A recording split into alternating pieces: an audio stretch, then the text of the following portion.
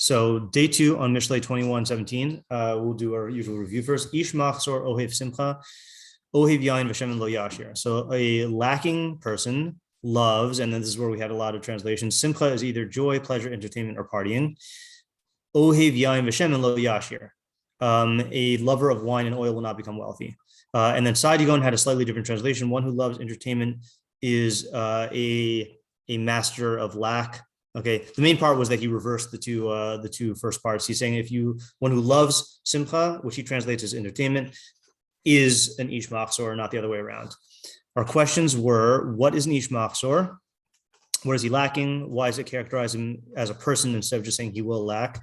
What is the cause and effect relationship between ish machzor and ohev simcha? Does the machzor quality cause him to love simcha, or does his love of simcha cause him to be an ish machzor? 3, what is the simcha? Translation. And if it is more, given the fact that there are more precise things, then why does it use a generic term here? 4, what does ohev yain v'shemen mean? Is it like loving wine to get drunk? Is it a connoisseur?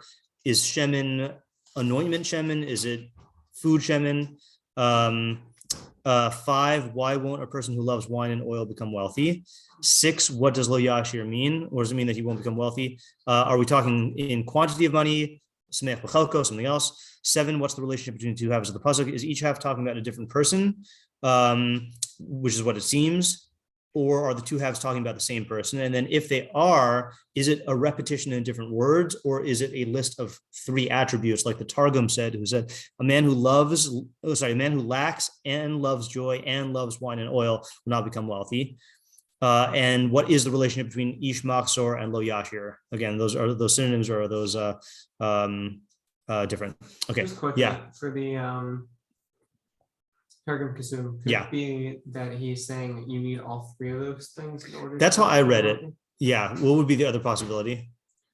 Sorry, I wouldn't say. Well, let me modify that. Not that you need all those 3 things to become not wealthy, but that that the type of not wealthy in this pasuk requires these 3 things. In other words, like there are many ways to not become wealthy. Correct. Yeah. Right. But it's the wealthy is talking about is one who fills all 3 categories. Okay. Correct. Yeah.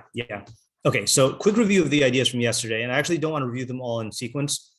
I want to go in a specific order here. Okay. So we had Sean's reading, which basically is that if you are an ish machzor, which you defined as not willing to tolerate discomfort, then you will try to remedy that futilely by seeking out forms of entertainment or diversion. And as a result of doing that, meaning second half is saying one of the common ways to do it, and it's representing it metaphorically by trying to spice up your life with enhancements of pleasure. So then you will not become wealthy in the sense that you won't gain any perfection from that state. Yeah. So I looked around at the Mefarshim to see if anyone says that. No one says that, which again is not a disproof, but I thought this would be a good time to just reiterate why I gravitate towards the literal as my first go-to thing, because it is easy to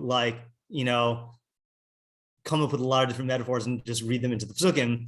And again, that's not even bad. Like you could call that, like that's what drasha is, and it's a good drasha. Like it is a good drasha, but the question is it pshat? And again, I haven't looked at all the Mefarshim, but I looked specifically at the ones who tend to do things metaphorically, like the Rabag. I haven't looked at the Meiri yet, so but the Rabag and the Malbi, and I even pulled out the Gra, but he says it's about Torah. Okay, fine. So good idea, but we haven't found support in the Mefarshim. Okay, so then we had. Oh, really quickly, I want to go to Isaac's reading, not to expand upon it, because I actually want to focus on Eli's. But Isaac at the end said that this is talking about Samech B'chalko. Right, ish machzor ohev simcha. What was your connection to samech b'chalko? Okay, yeah. So ish machzor is a person who always sees what he has as lacking. So, he's gonna try. He's gonna keep trying to get more to fill in that lack. Right. But because nothing will actually, because it's just. It's his mindset, not actually a material lack. Yeah. But then he's going to keep spending more and more on more extravagant things, and it's still not going to make him happy. Okay, that's good. And then Ohev Yain V'Shemen, that is just saying the same idea from a different vantage point? Yeah. Yeah. Okay, good. All right. So that's a good idea. So I found something, for some reason I associated this with what you said, but I don't think it is. This is a cute little shot. And I say cute because when I was thinking about this on the way over, I was thinking, is there a way to read the pasuk where ish machzor is a good thing? Okay. And I was saying like you could read, if you are an ish machzor, then you will love simchah. And that's also a good thing. Okay. So I only found one of the Mefarshim who actually says this, but it's a really clever interpretation. So the Rashbam, and apparently this is the Rashbam HaMashuchzar, which is like fragments of commentary from manuscripts that they like piece together. So this apparently is a pirush from the handwriting of Elazar Migermaiza. I don't know who that is. And it's like a tribute to the Rashbam. So whatever. Ish machzor ohev simcha, pirush adam she'ose yitza'osa b'tzimtzum. A person who like spends in a thrifty way. Like if you are a person who is careful with how you spend, meaning an ish, I don't know how he's getting ish machzor from that, but he's saying that you basically are careful when it comes to spending money. Sofo lismoach, then in the end, you will be happy. Okay, because you'll have like the ability, you'll have money to spend on like stuff that makes you happy. About ohev yain v'shemen, but if you love wine and oil, pirush mishteh v'tanug, meaning partying and enjoyment, lo yasher, you will not become wealthy. So it's a very non-intuitive interpretation of ish machzor. How is he even saying that ish machzor means that you spend carefully? How does that fit into the words?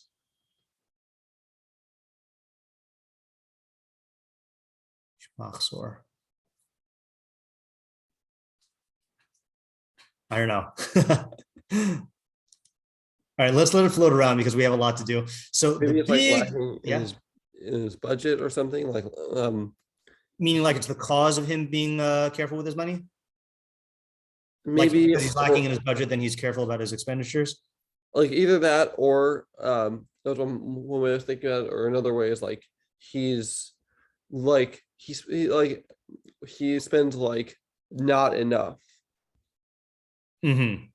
But he figures, meaning like he diminishes himself, his yeah, I see. Yeah. Like, you can't get by on only this amount, but right. He actually is. Yeah.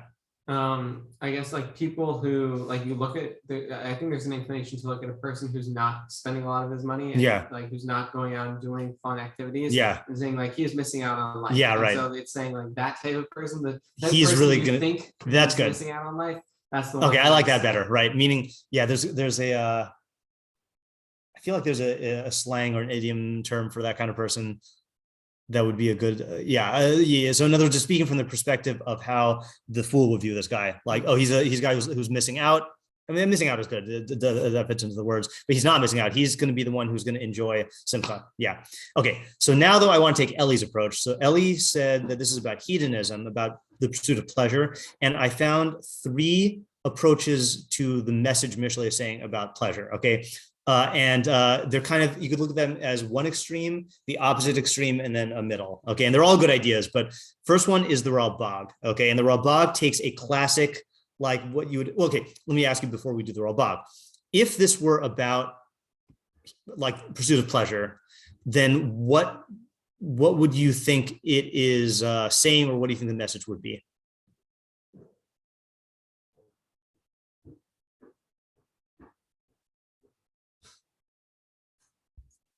I think the message would be that pursuing pleasure will make it so that you don't become wealthy. Okay, right. So in other words, it's giving you a consequence of the pursuit of pleasure. Okay, so let's look at the Ralbag. The Ralbag is, let's call this the I'm going to borrow from Rabbi Moskowitz, the religious explanation. Okay, I don't mean religious in a bad way, but you'll see what I mean. Ish machzor mishu ohev hasmachos hagufios. Someone who loves bodily enjoyments to take pleasure in his lusts, who ish machzor, he will be a lacking man. Because through these desires, these lusts, he will lose his wealth.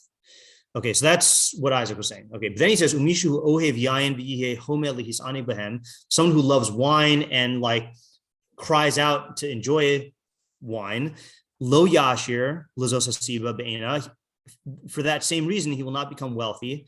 V'zeh mimash yikra lebale zos hatchuna mehara gam b'dvarim hagufim ad shezeh husiba el shlo yikneh ha'adam shum shlemus nafshi. So, as a result of basically depleting your wealth, then you're also going to not be able to pursue any perfection of your soul. Okay, in other words, you're going to be so attached. It's not even the attachment. He's not even focusing on the fact that you're attached to physical pleasures. He's saying, like, if you waste all your money on these luxuriant pleasures, you're going to have to like work just to make ends meet, and then you're not going to be able to perfect your soul. This is alluded to when it says ish machzor, meaning I assume that means like a person who's deficient, like meaning he's lacking in perfection. Uva amro lo yashir, and when it says he will not become wealthy, ki ha-chisaron ha-yoser chazak hu chesron ha-seichal. The real deficiency here is lack of intelligence. The ha-osher ha-yoser chazak, and the greatest wealth, hu shleimus b'muskalos, is perfection in ideas. So you're going to be missing out on true wealth. And I think the Metzudas David is alluding to this in his usual concise way when he says, Ish machzor ha'ohev simchas machal u'mishteh, someone who loves the enjoyment of food and drink. Yeh ish machzor will be a deficient man. Rotzelamar chaser mikol tova. He will be lacking in all good, meaning physical goods and good of the soul. Okay, so that's a good interpretation. Okay, now check out how Sadigon takes it. Okay, so Sadigon, who remember in our translation says one who loves entertainment will be a someone who lacks. So Sadigon says like this. This is a very Mishlaic thing, a Sadigon Mishlaic thing. Okay, Devarav ele binyani hahanhaga. This is talking about like a person's conduct. Okay, mana milihishtakea ba'achilu uv'shasiya uv'tanugos uv'hanaos. It's warning him against becoming entrenched in food and drink and enjoyments and pleasures. The af al pish efshalah, even though it's possible for him to partake. So in other words, these are pleasures that are like optional that you have the ability to partake of, and it's saying don't take advantage of that. Now, why is this? Because a person cannot be certain that the pleasures will last or will be constant. And therefore,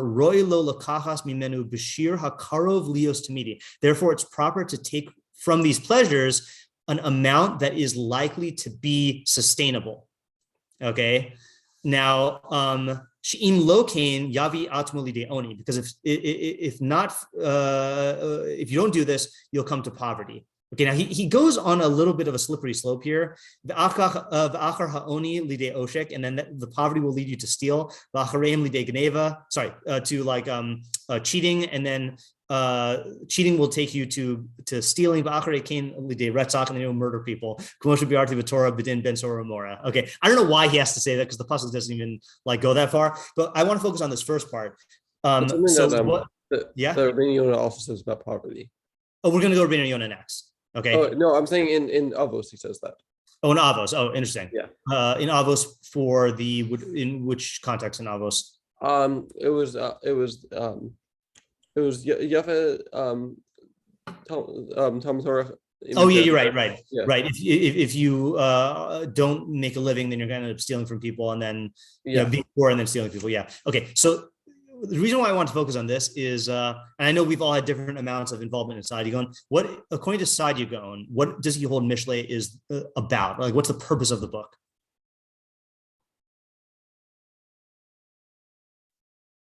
Okay, good. So we'll review. Yeah. Delayed gratification. Yes, delayed gratification. So I'm going to read it in my translation of Sadigon's intro. Just these three excerpts here. The foundation upon which all these concepts in Mishlei are based may be stated as follows. Man's instinctual nature lusts after every immediate pleasure without paying attention to whether the consequences are harmful. Whereas the intellect recoils from immediate gratification if it knows that this will bring pain in the future.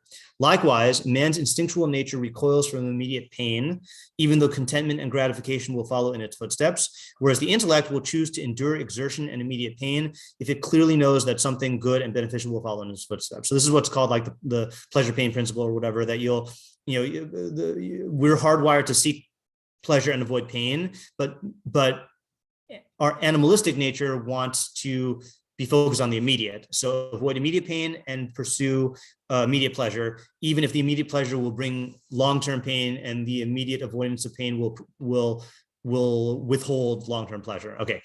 The instinctual part of man recoils from everything that causes him immediate exertion and pain. This is due to the vice called atzlus, laziness. Again, that's the Sadigon definition of laziness, is avoiding immediate pain. The instinctual part of man lusts and inclines towards everything that brings him immediate enjoyment and pleasure. This is due to the vice called tava. Therefore, now here's where he states the purpose of Mishlei.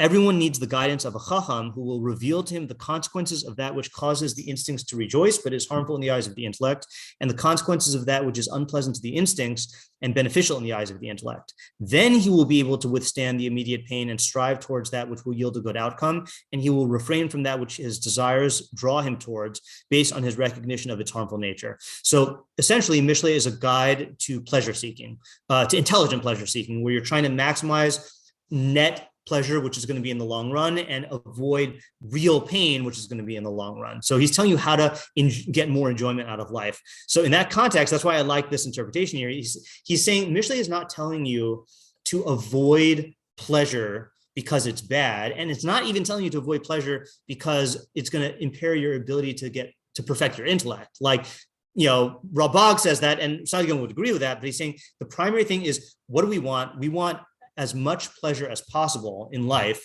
So the way to get pleasure is don't pursue pleasures that are not going to be sustainable, because what will happen is you become accustomed to those pleasures, and then when they are not there, you'll suffer. Like an example of this, and this is not the best example of this, but I just noticed this because I was talking with my mom about her cable service. So like when I was growing up, there was just like regular TV, and then there's regular TV and then the cable, and you just get more channels with cable. And there was obviously no such thing as streaming, and there was no such thing as like hundreds of channels. But then I don't know which came first, but eventually there became like many, many, many more channels, and then like premium channels, and then like Netflix, and then Hulu and Amazon and Disney Plus and all this other stuff, So you've got like all this stuff, and before you know it, like you are literally subscribing to all of these services, depleting your money every month, and then to stop the subscription, like if you have been accustomed to Disney Plus and like are watching all these like Marvel movies or whatever, and then you stop it, so then you're going to be lacking out on like these movies that you really want to enjoy. So you wouldn't have that feeling of being an ish machzor if you hadn't accustomed yourself to that to that reality. I'm sure there's better examples of this. Or here's another. I actually went through a decision-making process that I don't know if I made the right decision. So there's this, my dad. So I like coffee, okay, and I drink coffee every morning. And my dad said, "Have you heard of this product from Shark Tank called Third Wave Water?" And I was like, "No." He said it's this packet of like. It's essentially like electrolytes, but that you pour it into distilled water to make your coffee taste better. And this is a well-known thing among coffee snobs, that the quality of the water will affect the taste of the coffee. Like New York City happens to have very good water, and so does Seattle, but like Hawaii has horrible water, and like it affects the coffee, So my dad said, "Here, I'll give you a packet." So I tried it. Makes the coffee very smooth, So I was thinking to myself, like, do I want to start using this in coffee, because it's going to require, the product itself is not expensive, but I would have to basically like buy distilled water and this product, and like over time it adds up, and like for what gain? Like I make my coffee a little bit smoother. And I said, okay, I'll try it for a month and then see if it's worth it. I tried it for a month and now I'm used to it, So like I have to like find a way to like back out of it. And it's just like, it was not worth it because it's not sustainable to like, to have this pleasure, so you got to find your own examples in your life. So that's Sadigon. It's hedonism, but it's about hedonism for someone who wants to be a good hedonist, right? Like the Epicureans who wanted to who viewed pleasure as or at least this is the reputation, viewed pleasure as the ultimate good. They pursued pleasure intelligently to try to maximize physical pleasure, So yeah, or, I'm going to say this now because I meant to post this in like the students chat before winter break. there's a Masorah from Rabbi Chait on how to enjoy vacation. Okay, I got this from David Warshaw. So like when you're on break from yeshiva, let's say, right? So he said the key is do a little bit of learning in the morning so that you don't feel guilty. So then you can enjoy the rest of the day, like, guilt-free, right? So that is not saying like, obviously the ideal would be like you learn because learning is good. But this advice is like a Mishlei advice of like, you want to max out your vacation, like, don't let the guilt about not learning interfere with it. Satisfy like that learning requirement. You got a good lo lishma there also, and then enjoy the rest of your day guilt-free. Yeah. Okay. That's Sadigon. So that's the opposite extreme in the sense of Ralbag is giving you advice in line with the Torah's ultimate values, which is perfection of the soul. Sadigon's giving you advice in a purely pleasure-seeking way. Okay. Then we're going to go to Rבינו Yona, which is in your packet. It's a little bit long, but it's actually exactly both columns, starting on the right column. Ish machzor ohev simcha. Mi she'ohev simcha hu ish machzor. Someone who loves simcha is a lacking person, or will be a lacking person. Ki'im ashirhu, because if he's rich, yagiehu haresh v'hamachzor min hamidahi. Then he will come into poverty and lack because of this midah. Okay, so he is reading it the reversal way, that if you love simcha, then you will become poor. You'll become lacking. Okay. V'inyan ohev simcha. What does ohev simcha mean? K'inyan shenemar, as it says in Yeshayahu, v'hinei sasum simcha harog bakar v'shachot son. Behold, gladness and joy. The slaughtering is the slaughtering of cattle and the slaughtering of sheep. Now, this is a good methodology point, which is you should always look up the pasukim in context, even though he doesn't say v'gomer, because it turns out when you look it up in context, the main part of the pasuk is the part he doesn't quote. Okay, check this out, and this is a famous statement. V'hinei sasum v'simcha harog bakar v'shachot son, achol basar v'shasos yain, achol v'shaso ki machar namus. Okay, the eating of meat and the drinking of wine, eat and drink for tomorrow we die. Right, that's the expressing the hedonist lifestyle where like the only purpose of life is to eat and drink, and like you're going to die anyway, so just like get maximum pleasure. So then he goes on and he says uksiv lischok osim lechem v'yayin yisama chayim. That's Koheles 10:19. I think that's the full pasuk. Koheles 10:19, which I actually don't know what the pshat of that pasuk is. Lischok osim lechem v'yayin yisama chayim v'hakesav yanis hakol. Okay, no, this is important. How do I translate this? Hold on. Koheles translation.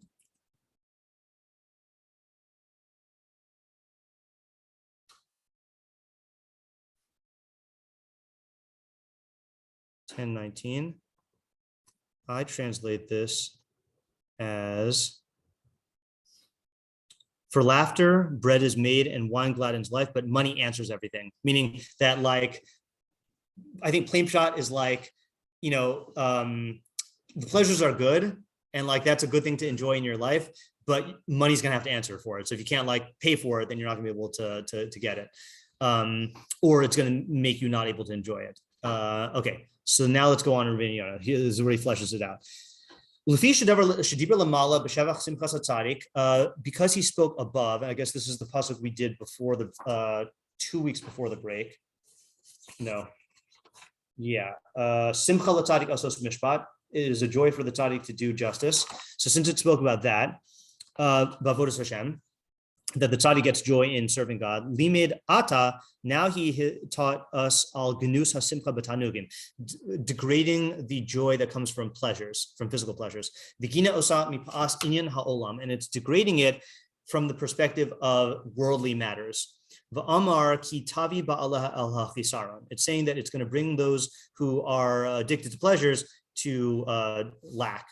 V'ulam gam mita'amim acherim yesh lignosa. But there are other reasons to degrade it. So in other words, the pasuk itself is only saying don't pursue these pleasures because you're going to become poor. But there are other reasons to degrade it. Kihine ba'aleha ose es ha'olam hazeh ikar kasher yismach b'havalav. Because the people who have this trait are making Olam Hazeh into the main thing when they rejoice in its vanities. So that's kind of like the Rabag in that you're making the secondary thing, which is the physical world, into the main thing, and you're neglecting like the real main thing, which is your soul. They'll also be drawn after their material nature in seeking these pleasures. Okay, so that's number one.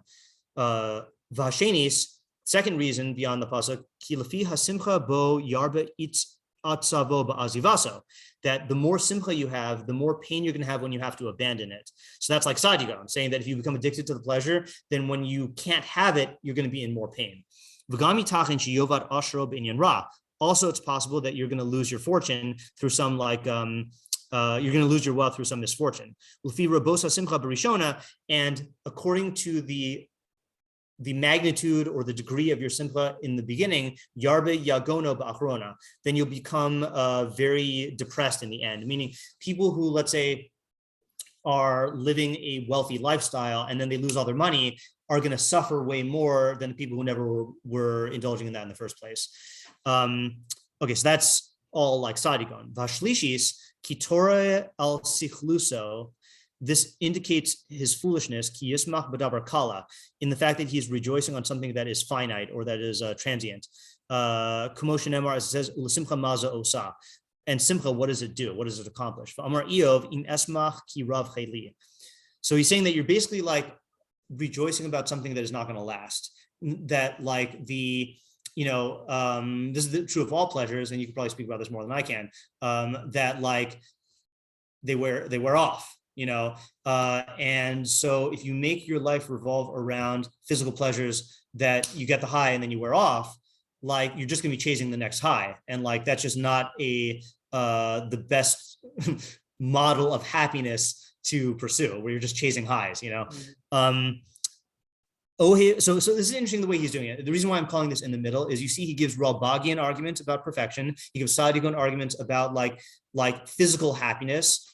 And then this last one is kind of like in the middle, because he's saying that making your life revolve around Olam Hazeh is not going to be a good model of happiness. And he doesn't say what the correct thing is, but presumably it's making your happiness dependent on something that is not finite and not transient, which is going to be like learning and ideas and perfection. Ohev yain v'shemen lo yashir, someone who loves wine and oil will not become wealthy. Hanimshach acharei hamishte hayain v'tanugei hamachalim, someone who is drawn after wine parties and enjoyments of food. Lo yagia ha'osher, he will not become wealthy. Kihu margil evar el menucha. So this is another interesting point. Why? Because he's accustoming his limbs to tranquility or to repose. V'yagia mizeh liros menucha kitov v'livrog min hatoreach v'ha'amel. So I think someone says this yesterday, that he's saying wine and oil are not talking about the pleasures of wine and oil, but just the rich life, the life of opulence. And he's saying that person is just going to be like, accustomed to not working and to avoiding work. And then once he develops the trait of laziness, he will drown in the seas of poverty, because laziness impoverishes its possessors. As it says, so I don't think this is the smoothest pshat, but let's work it out. He's saying the second half of the pasuk is not even about pursuit of pleasure; it's about laziness. And laziness that comes from enjoying the rich lifestyle. So can we unify Rבינו Yona? I mean, he's saying a lot of ideas, but can we unify the pasuk according to Rבינו Yona? Like, how do you tie all these together into one idea?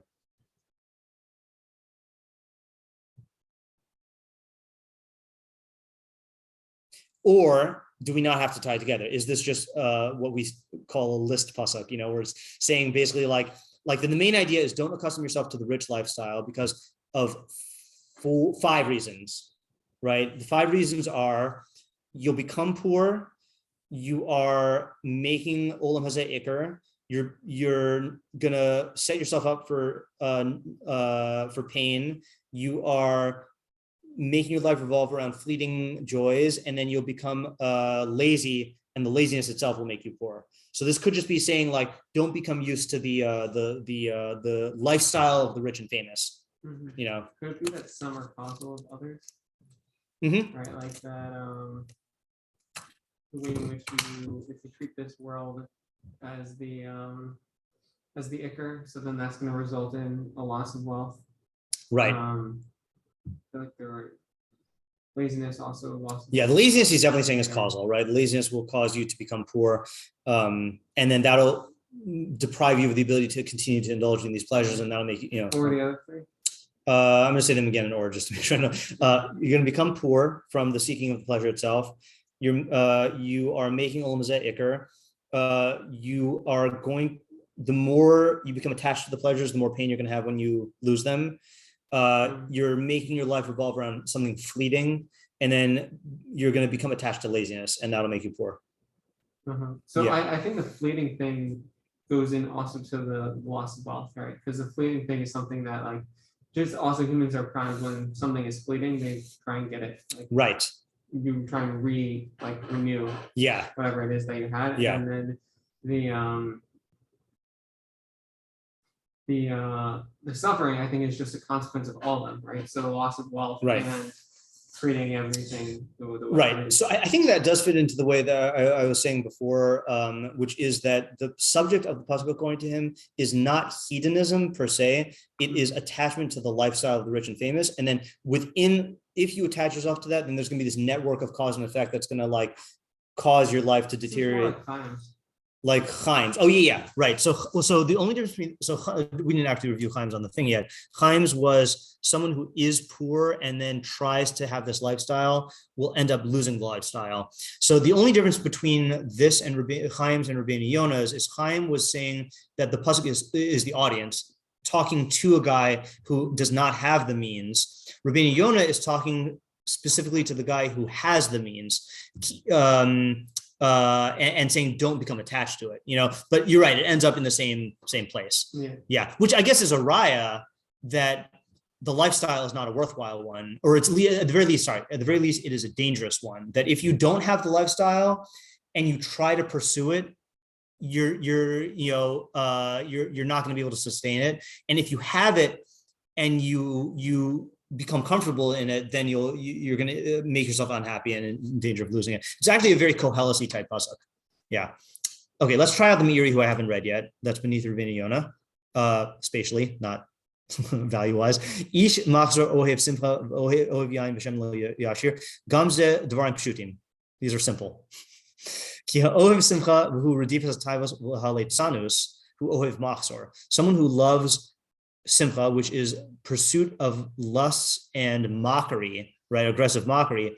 Who ohev machzor, he loves deficiency. Kizo hahanhaga nasis befizur. This type of conduct lends itself to squandering. Umafazer mamono shelo l'tzorach. He's going to squander his money needlessly. V'yishaer chaser v'reik, and he'll remain deficient and empty.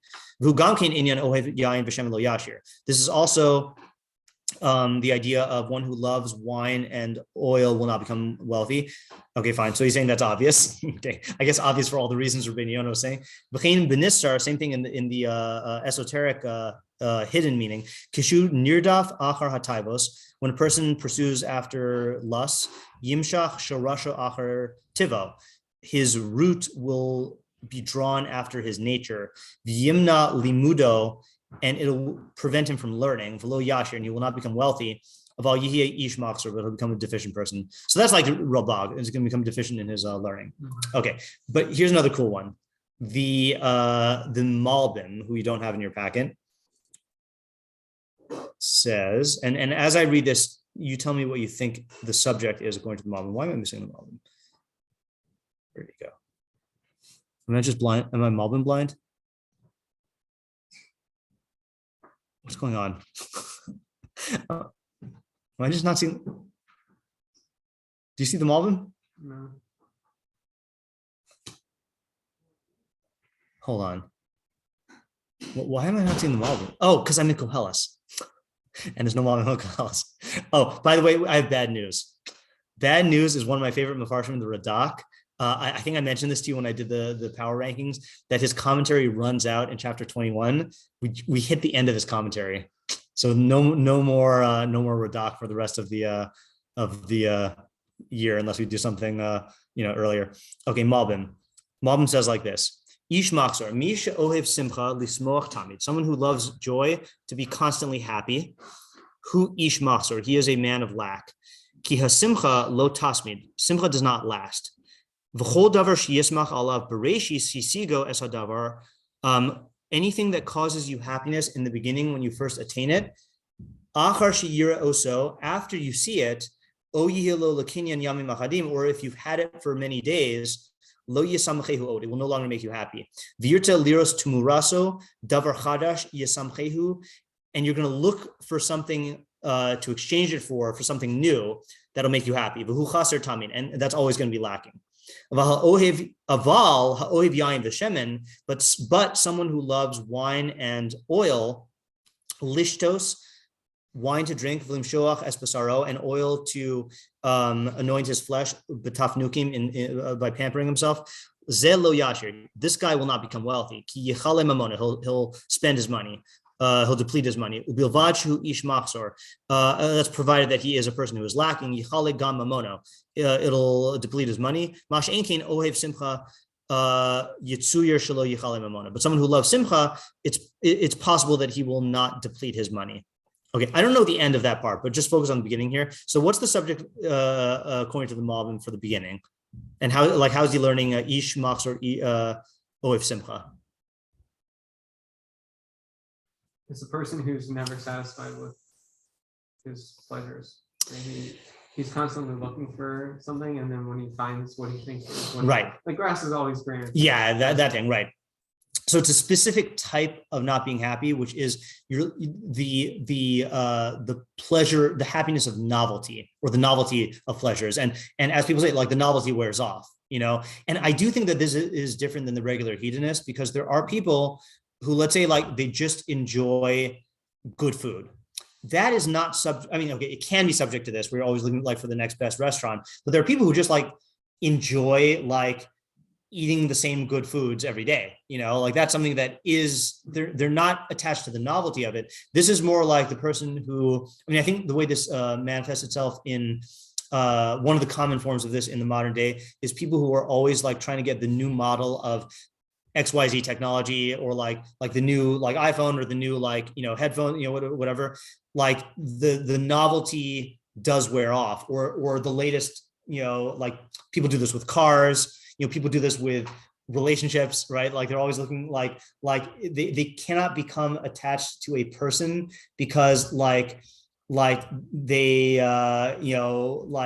in the honeymoon phase of the relationship, then everything's great, but then you become used to them, and then it wears off, Mm-hmm.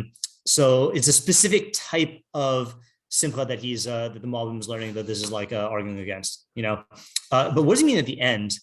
He seems to be qualifying it, because he says aval and masha einkein. So he's saying, but one who loves wine and oil for pleasure purposes will not become wealthy, because he will spend his money, he'll deplete his money, provided that he is a man of lack.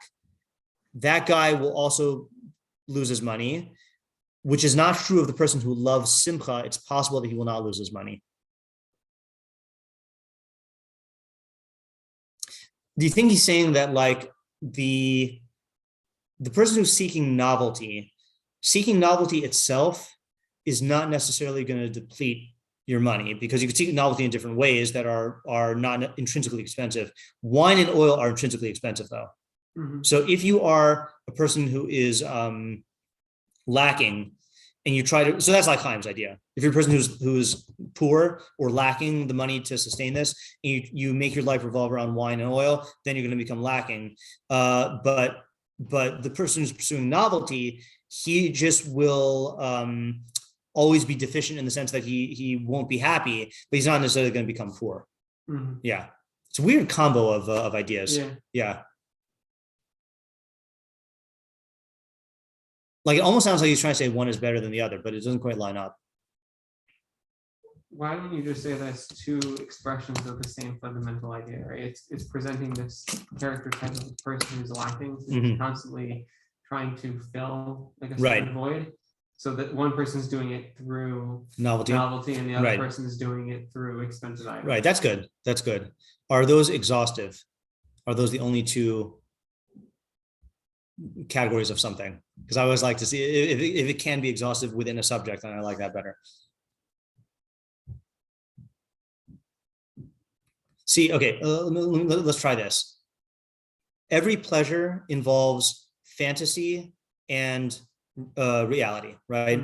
And the person who's looking for novelty, that person really is getting the pleasure mostly in the realm of fantasy, you know, because the proof is that the car that he bought is the same car with the same features, you know, but a month later, he's not happy with it. So clearly it wasn't the car that he was getting the pleasure out of, it was the novelty, you know. Yeah. But then wine and oil are things that are intrinsically pleasurable. Yain yisamach levav enosh, you know, and good smells make you happy. And so that this person is not so much attached to the fantasy of it, but there is a cost. The higher you go in the quality of the thing, then the more of a cost there's going to be, and that you know, then you run into all the problems that like Sadigan was talking about. Yeah. So even if you are living within reality, yeah, you can still fall into this trap. Exactly. Yeah. And the interesting thing is that according to him, the pasuk is not telling you what to pursue. You know, I mean, I guess according to everyone, it's not telling you what to pursue, but like this sets up the question, well, then how do I get maximum happiness? So it sounds like there could be two answers. One is you find the middle point. You know, that would be your best bet. And then the other one is you look for happiness from a realm that is not involved in the material pleasures, like in the realm of ideas, which is not material pleasures, and it is not, doesn't lend itself to the fantasy because the pleasure is coming from a different source. Yeah, all right, that's good. Okay, so let's end here by summarizing.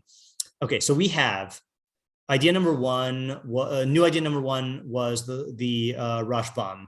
The small idea, which is that if you spend intelligently, then in the end you'll be happy, even though it looks like you're missing out right now, you know, whereas the partying guy is going to end up being poor. Idea number two is is Rabag, saying that if you are attached to physical pleasures and this type of hedonism, not only will you become poor, but you're going to miss out on the true wealth, which is in perfection, and you're going to experience true lack, which is in your intellect. Then you got Sadigan, who says that this is telling you to pursue pleasure intelligently. Don't become attached to pleasures that are not secure, that they're going to be constant. Choose pleasures that are sustainable, and then you'll be happy. And he has this whole slippery slope about the Ben Sora more, they're going to come to murder people, but I don't know how that fits in.